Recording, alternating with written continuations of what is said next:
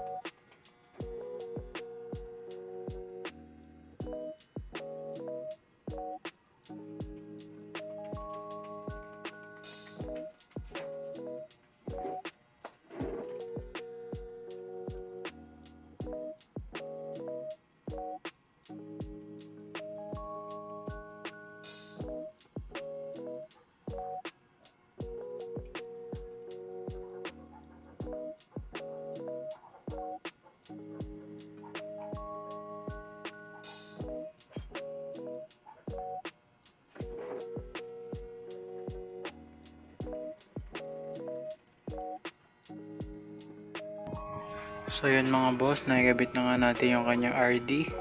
Ayan, tsaka yung shifter, gana na yan lahat. So ngayon naman mga boss ay kakabitan na natin ng seat post. Ayan, tapos ito muna yung gagamitin natin sa saddle, yung luma.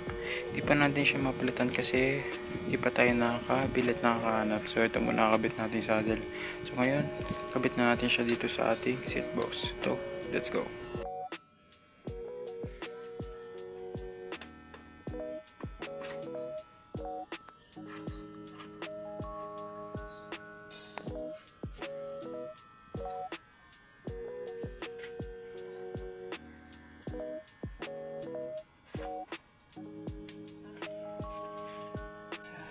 Yun, nakabit na natin yung kanyang seat post at saddle. So lastly, kabit na natin yung kanyang grips. So let's go.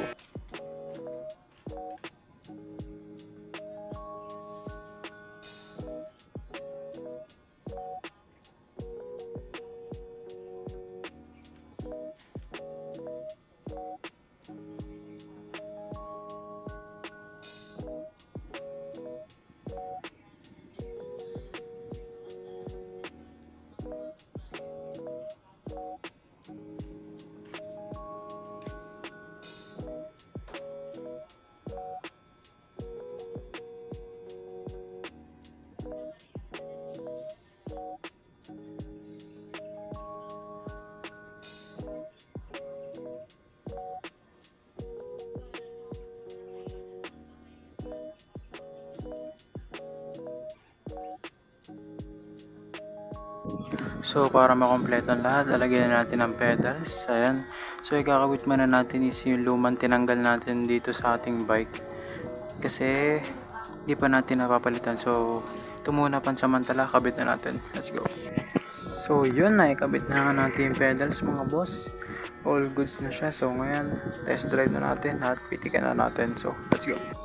So yun na nga mga boss, so ayan, na-build na nga natin yung ating project bike na Trings M116. So almost complete na siya, so ang kulang na lang talaga niya is itong kanyang pedals tsaka yung upuan. Tapos, ayan, all goods na siya mga boss. So hanggang dito na lang yung ating build dito sa ating Trings M116. Maraming salamat sa mga nanonood mga boss. So hanggang dito na lang, hanggang sa susunod na build ulit mga boss. So, peace!